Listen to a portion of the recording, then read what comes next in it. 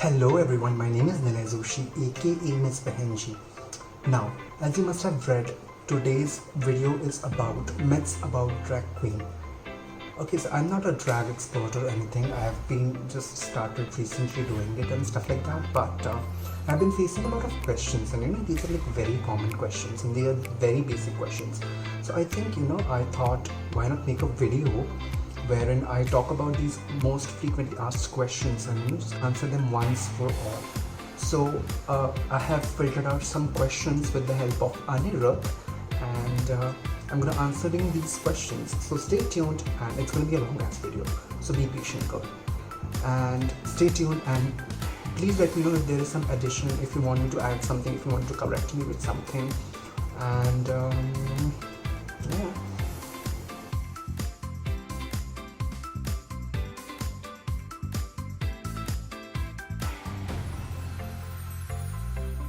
Drag queen has originated from the word, okay, drag stands for dressing up as girl, okay, and it basically means like you dress up as a girl, it is drag.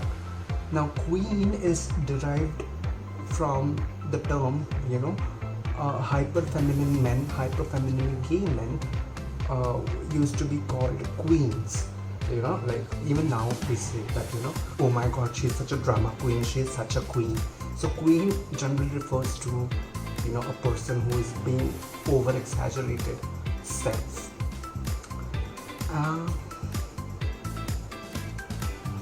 Drag kings, we have drag kings in India, very few. We don't have a lot of drag kings because it's about participation. Listen, if you guys will participate to be a king, to be a drag king, you're more than welcome. We are actually looking for a lot of king to collaborate with, because even for me, like whenever I'm performing and there is like a duet number, like male and female, I think like it would be so much fun if I could do that male chemistry part with a drag king. So there is an inclusivity of LGBTQ people within the performance, but because of the lack of drag kings, the opportunities are very limited. So if you're female, or if you're if you're of any gender and you want to be a drag king, please be one. We are in deprivation of drag kings. We need drag kings.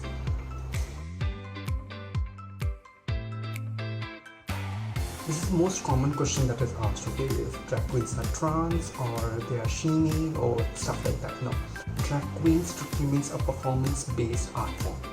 We dress up as a woman, we play a character, we get out of it. That is drag. Now, there is also one thing, which a lot of people don't discuss. Drag is a very open form of art form, which is open to anyone. So, a lot of men who want to be a woman, or who transition to be a woman, use drag as an art form for their transitional thing. So drag lets them totally connect with their feminine side, and let them enjoy their womanness, their trans womanness that they want to achieve in future. Now, this may not apply to all the trans people, all the trans women, all the trans men, but yes, drag could be a medium for trans people to explore their orientation, their gendered identity, and it's a great pathway for them to enjoy their life and enjoy self-expression.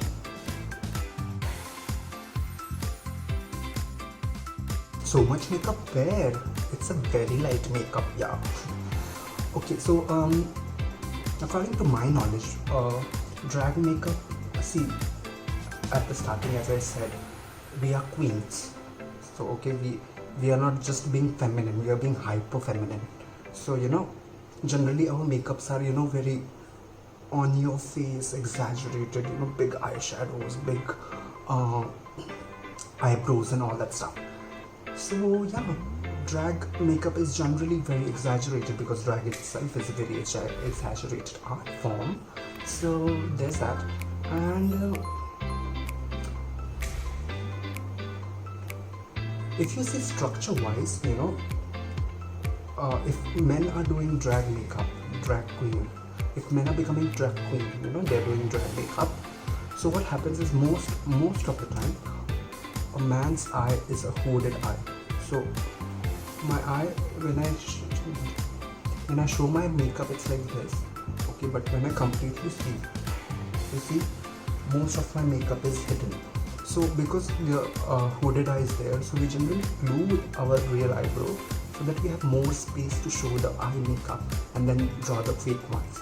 So because of that, maybe people might feel like it's very exaggerated and all that, but there is a reason for it. And one more thing is it's a stage makeup. It's a makeup for theatrics, dancing, singing. So your makeup should be seen from the bone. You have to do it in such a way. So that's why it's a little exaggerated, and that's why we put it so much. I mean, of course, there is an option. I know a lot of drag queens who put very minimal makeup, but to each of its own.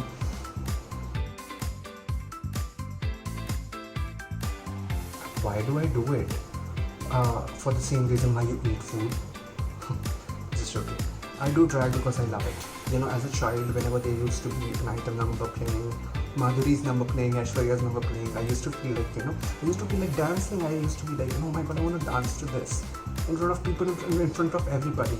But as a man, I was restricted to do that in a society. Drag let me do that. In drag, I can be like a complete woman, clownish woman, and express the feminine side, the expression which makes me feel so happy.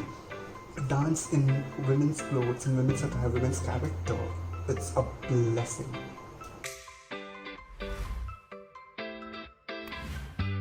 Yes, anybody can do drag.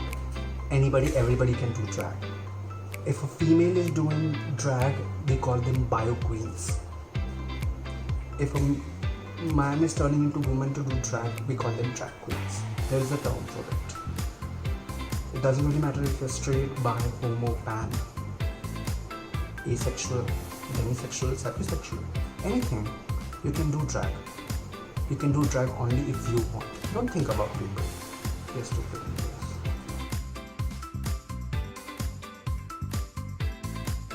It feels very liberating, to be really honest, because when you put so much of makeup on and you create an entirely different character, which you don't get to see every day, which you don't get to feel every day, you feel a sense of liberation, when you're doing drag, and you can just be yourself. No one is gonna recognize you, and you just feel like that you're a new person, and there is so much to the life you can do, and you can achieve it all when you are in drag. See, drag, the scope of drag, honestly, I don't know. I'm not the person to know. But people are trying their hard. We are having open spaces where people can discuss. We are having open spaces where people can perform in drag, like it is super cool, and many other places. So slowly, very slowly, the drag is developing in India, and I hope it continues to grow more, so that more and more drag queens can participate, and it's a wonderful rainbow country. I feel there are two essentials of drag. You should have either one of them, or if you have both of them, it's amazing. So number one is your performance, your content, what you want to offer to the world, right? So performance part of your drag is very important. I feel I am a performance-based drag queen. I care very less about how I look and on my makeup and all that, but my main focus is on my performance, what I have to deliver to the audience, my dances, my comedy, whatever it is. So that is one. Number two is your makeup, because people easily recognize a drag queen by their makeup. So I feel performance and makeup are the two essentials of drag.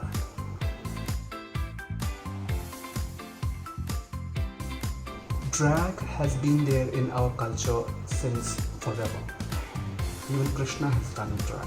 So you can imagine how long it has been there. Movies, theatre, everywhere, drag is everywhere. India, out of India, people have been doing it since forever.